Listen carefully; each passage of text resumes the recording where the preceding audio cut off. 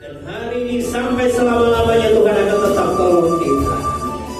Haleluya. Apapun pergumulanmu, minta pertolongan Tuhan. Apapun masalah yang kau hadapi, minta pertolongan Tuhan. Sakit penyakit apapun, minta pertolongan Tuhan. Jangan pernah minta pertolongan orang lain. Terima kasih Tuhan. Berharap kepadamu Tuhan. Terima kasih Yesus.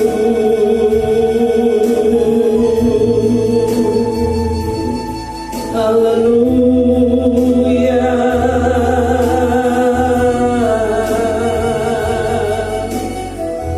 Semua karena kemurahan-Mu, semua karena kasih setia-Mu Tuhan. Haleluya. Terima kasih. Terima kasih Yesus. Oleh karena kemurahan Tuhan, ku ada sampai hari ini. Amin. Oleh karena kebaikan Tuhan, janji-Mu terjadi. Oleh karena kemurahan Tuhan, oleh karena kemurahan Tuhan, ku ada sampai hari ini. Oleh karena kebaikan Tuhan, janji-Mu terjadi. Mari sembah Tuhan, ku sembah Kau Tuhan, ku mengangkat tanganku, selamanya Kau ajaib bagiku.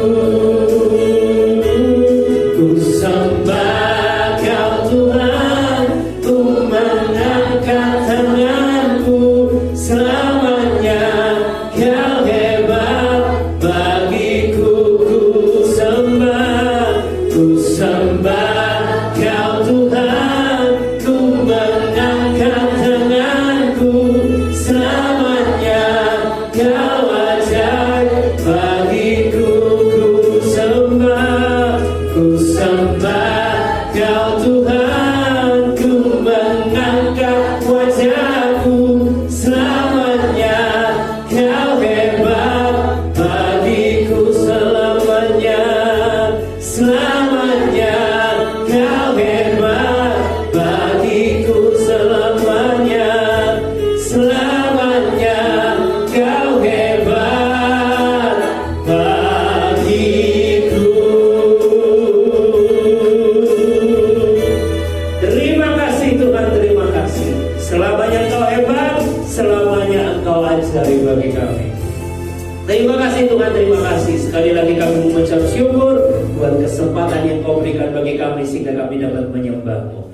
Terima kasih Tuhan, kalau sebentar kami akan mendengar Engkau berbicara bagi setiap pribadi kami. Buka mata hati telinga kami Tuhan. Jadikan hati kami tanah yang subur sehingga pada saat benih firman-Mu ditabur dapat bertumbuh, berbuah, dan semuanya hanya untuk hormat dan kemuliaan nama-Mu. Hamba-Mu Tuhan yang sudah Kau persiapkan, tutup bungkus dengan kuasa darah-Mu. Mulut, bibir, lidah hamba-Mu kuasai Tuhan dengan Roh Kudus-Mu, sehingga apapun yang beliau sampaikan semua berasal daripada-Mu. Terima kasih Tuhan, kami siap duduk diam mendengar Engkau berbicara bagi setiap kami.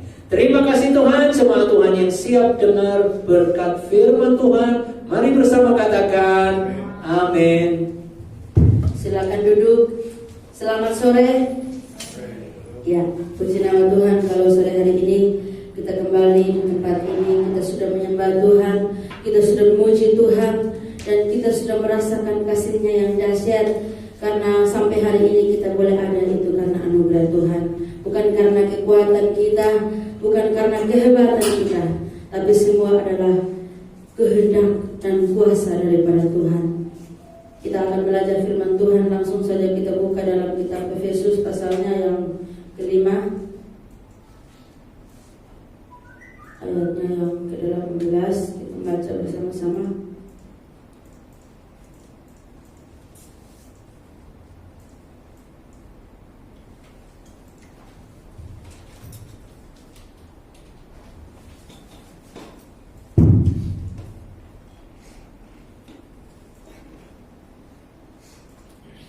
Ya, kita sama-sama baca dalam hitungan 3. Saya minta Bapak Ibu kita sama-sama bacanya dalam hitungan yang ketiga. 1, 2, 3. Dan janganlah kamu mabuk oleh anggur, karena anggur menimbulkan hawa nafsu, tetapi hendaklah kamu penuh dengan Roh. Ayat 19. Dan berkata-katalah seorang kepada yang lain dalam mazmur, kidung puji-pujian dan nyanyian rohani. Bernyanyi dan bersoraklah bagi Tuhan dengan segenap hati. Ayat 20. Ucaplah syukur senantiasa atas segala sesuatu dalam nama Tuhan kita Yesus Kristus kepada Allah dan Bapa kita. Ayat 21. Dan rendahkanlah dirimu seorang kepada yang lain di dalam takut akan Kristus. Demikian firman Tuhan yang kita baca pada sore hari ini. Kalau minggu kemarin kita sudah belajar tentang penuh dengan Roh Kudus, dan kita sudah tahu bahwa orang yang penuh dengan Roh Kudus itu bukan hanya berkata-kata, tapi lewat setiap perlakuannya ada Roh Tuhan yang menyertai. Semua pikirannya, hatinya, kehidupannya, yang menguasai bukan dirinya, tapi yang menguasai adalah Roh Tuhan, yaitu Roh Kudus. Amin. Saya percaya, saya selalu berbicara bahwa dari pertama kita mengenal Tuhan Yesus, kita menerima Dia sebagai juru selamat, kita sebagai orang percaya sudah ada Roh Kudus di dalam diri kita. Tetapi yang membedakannya adalah penuh dengan Roh Kudus. Artinya apa? Penuh, berlimpah, dan menjadi berkat bagi orang lain. Itu yang dinamakan dengan penuh Roh Kudus. Saat murid-murid mereka dipenuhi dengan kuasa Roh Kudus pada hari Pentakosta, mereka bukan hanya menerima pencurahan Roh Kudus, tapi mereka dipenuhi dengan kuasa Roh Kudus. Makanya mereka bisa berani bersaksi tentang kuasa Tuhan. Mereka bisa berani menyatakan tentang keselamatan. Bahkan mereka tidak takut.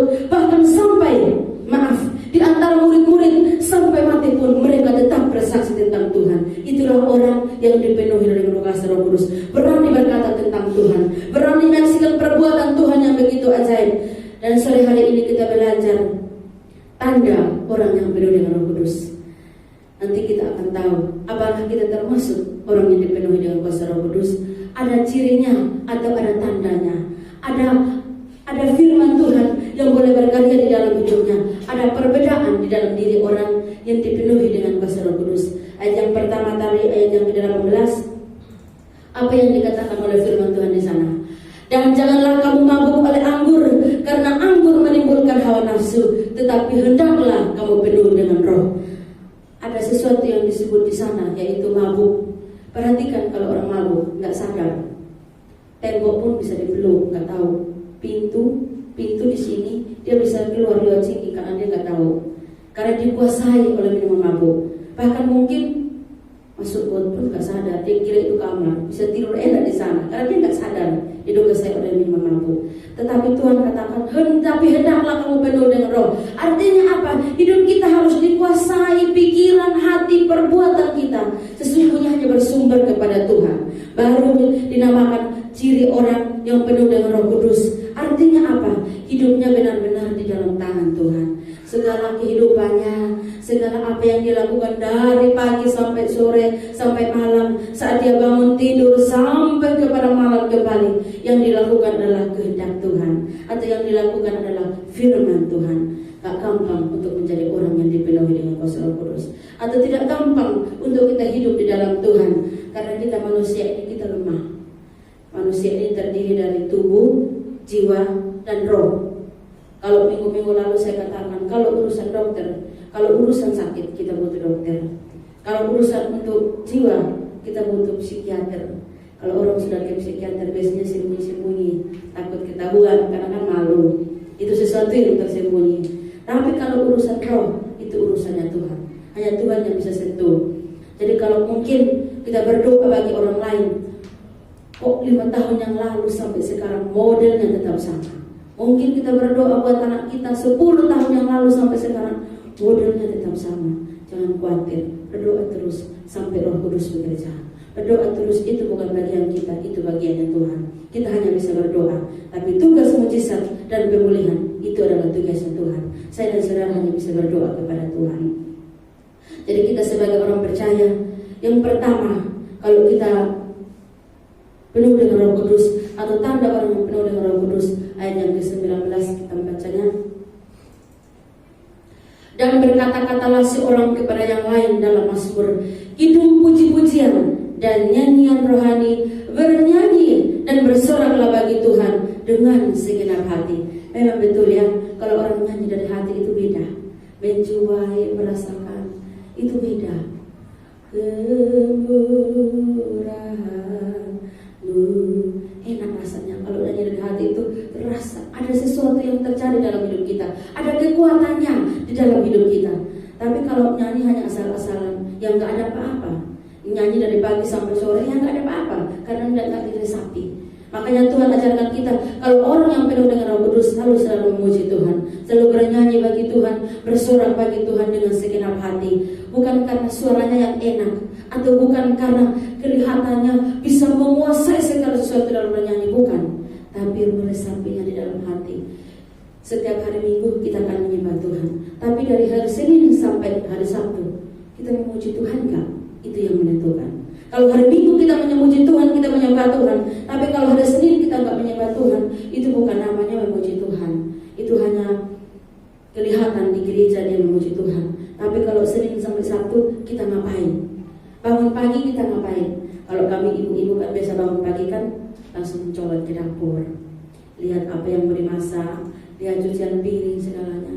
Tidak apa-apa, tak perlu harus menyanyi di kamar. Kasih Tuhan, pasti kerjanya enak, cepat beres. Sekalipun kelihatannya kerjaannya berat, cepat selesai. Tapi kalau kerja sambil ngomel-ngomel, ya dari pagi sampai sore nggak selesai, sekalipun cuma kerjaan sedikit. Karena kan sambil ngomel kerjanya, sambil ngomel-ngomel, jadi waktunya terbuang sia-sia. Jadi Tuhan minta setiap pagi kita bangun, kita memuji Tuhan. Maaf, segala ciptaan Tuhan termasuk burung itu loh. Kalau pagi itu dengar suaranya itu enak sekali, dan burung gak pernah telat. Kalau ayam, kalau di Jawa ini ada ayam apa itu? Ayam kate, yang kecil-kecil itu loh.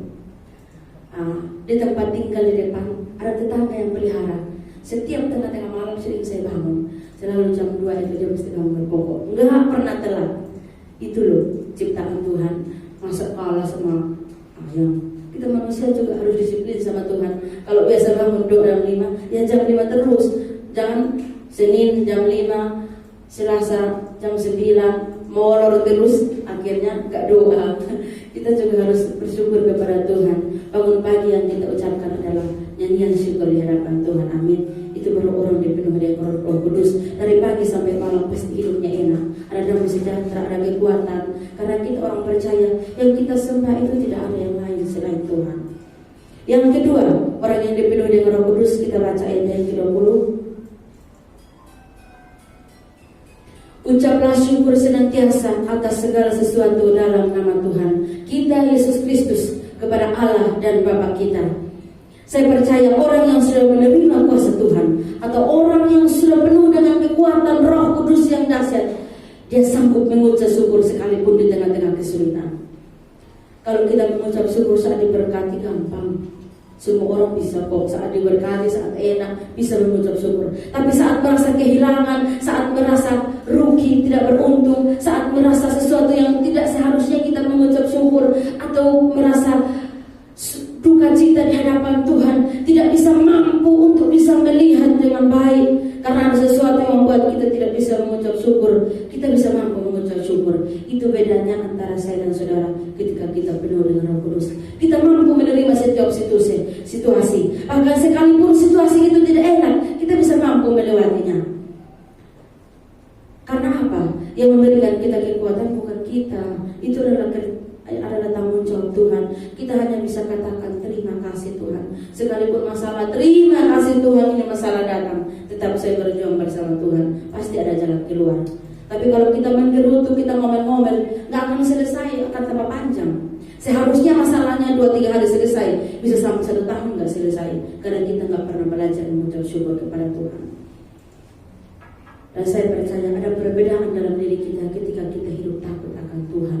Kalau kita setia kepada Tuhan, janji Tuhan katakan justru kita nggak setia, Dia lebih setia. Firman Tuhan katakan ayat selanjutnya, tanda orang yang penuh dengan Roh Kudus, ayat 21.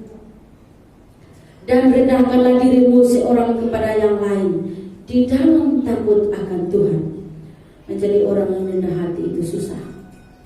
Menjadi orang yang selalu tidak merasa bisa, tidak merasa mampu, susah.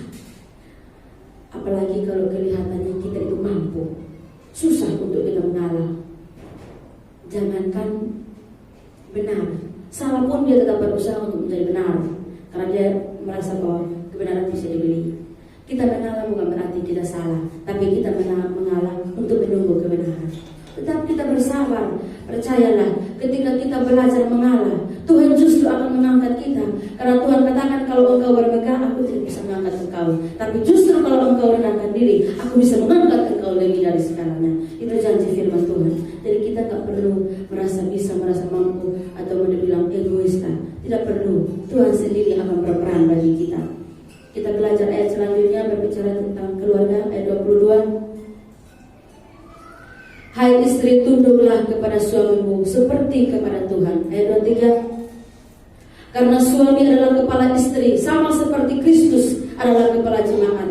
Dialah yang menyelamatkan tubuh. Ayat 24. Karena itu sebagaimana jemaat tunduk kepada Kristus, demikianlah jugalah istri kepada suami dalam segala sesuatu. Kita lompat ayat 28. Demikian juga suami harus mengasihi istrinya sama seperti tubuhnya sendiri. Siapa yang mengasihi istrinya, mengasihi dirinya sendiri. Ini artinya ayat yang tadi sebelumnya, hidup dipenuhi dengan Roh Kudus. Harus ada Roh Kudus. Ayat yang selanjutnya ini sampai selesai satu perikop, itu dia hanya berbicara tentang ciri orang yang dipenuhi dengan Roh Kudus. Kalau hidup berumah tangga, suami takut akan Tuhan, istri yang takut akan Tuhan. Kalau istri yang takut akan Tuhan, menghargai suami sebagai kepala, atau menghargai suami sebagai pemimpin di dalam rumah tangga. Jangan terbalik. Kalau zaman modern kelihatan terbalik, rumah tangga banyak yang tidak karuan, tidak sesuai dengan standar firman Tuhan. Firman Tuhan katakan yang jadi pemimpin adalah suami. Istri-istri harus menghargai, bukan tunduk, tetapi menghargai atau menghormati. Karena apa? Suami sebagai pemimpin dalam rumah tangga, bisa memimpin istri, bisa memimpin anak. Suami harus, kita sebagai istri, kita hanya mendoakan suami supaya menjadi suami yang takut akan Tuhan. Sebagai suami juga hanya bisa mendoakan istri supaya menjadi istri yang takut akan Tuhan. Karena apa? Di dalam rumah tangga kita nggak boleh egois seperti tadi. Kalau kita nggak rendah hati sama suami istri, bisa tengkar sampai setahun nggak marah-marah karena nggak merasa mengalah, merasa benar. Aku yang benar, dia yang salah. Istri juga katakan, aku yang benar, dia yang salah. Kalau konseling rumah tangga dari pagi sampai sore nggak selesai-selesai. Kalau lagi situasi lagi panas, tengkar melulu nggak selesai-selesai. Kalau kita konseling suami istri, suruh berdoa dulu, biar hatinya tenang dulu. Tenang, baru ditanya, ada apa sih? Kalau mungkin suami melihat istrinya lagi galau banyak kerjaan, kami ibu-ibu kan banyak kerjaan di rumah. Kalau melihat lagi galau, ditanya baik-baik. Ada satu cerita, suatu saat satu keluarga bertengkar, ribut, suami istri. Suami ini sanjung, tapi terakhir ngomongnya gak bagus. Katanya seperti ini, Mama, kamu itu cantik, tapi bodoh. Istri diam.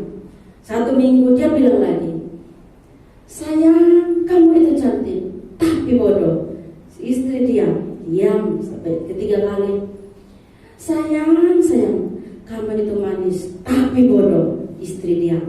Sampai kelima kali istri karena sudah simpan di dalam hati, katanya aku cantik, tapi ujungnya kok gak enak. Jadi ada bilang cantik, tapi kok bodoh. Langsung istri karena sudah jengkel dia jawab, iya Pak, memang aku cantik, tapi aku bodoh karena aku terima lamaranmu dulu. Suaminya pingsan, balasannya lebih kejam ternyata ya. Iya, memang aku cantik, tapi aku bodoh karena aku terima lamaranmu dulu. Mestinya dulu aku gak terima, aku gak jadi bodoh seperti ini. Jadi kadang-kadang istri kalau sudah disalah-salahin terus dia diam, tapi balasannya lebih kejam. Bukan berarti ibu-ibu merasa bangga, tidak. Kita sama-sama belajar. Sebagai suami belajar menempatkan diri, sebagai istri belajar menempatkan diri, supaya kita bisa membina anak-anak kita. Karena generasi yang akan ke depan, mereka mau belajar dari mana? Kalau bukan dalam rumah. Generasi ke depan, mereka mau belajar firman Tuhan dari mana? Mereka mau belajar hidup dalam Tuhan di mana? Bukan di luar mereka mendapatkan, tapi di dalam rumah. Mereka melihat orang tuanya, mereka melihat di dalam rumah. Oh, ternyata bapakku memperlakukan mamaku seperti itu, penuh kasih, penuh sayang, penuh perhatian. Yang sama, istrinya juga memperlakukan bapaknya sebagai laki-laki yang terhormat, yang pantas dihargai di mana-mana. Kalau bukan kita yang menghargainya, siapa lagi? Dan saya percaya firman Tuhan pada sore hari ini membawa kita untuk lebih dekat lagi kepada Tuhan, supaya hidup kita ke depan kita belajar mengasihi Tuhan. Intinya, kalau saya dan saudara mengasihi Tuhan, apa saja yang kita lakukan, percayalah Tuhan tidak pernah terlambat dalam hidup kita. Sekian firman Tuhan yang bisa kita pelajari. Biar firman Tuhan pada sore hari ini sampai menjelang malam ini boleh menjadi berkat bagi kita, agar ketika kita hidup sebagai orang percaya, kita bukan hanya menerima baptisan bentuk pertobatan, tapi kita menerima baptisan Roh Kudus. Itu yang penting. Kita akan berdoa mengucap syukur buat firman Tuhan pada sore hari ini.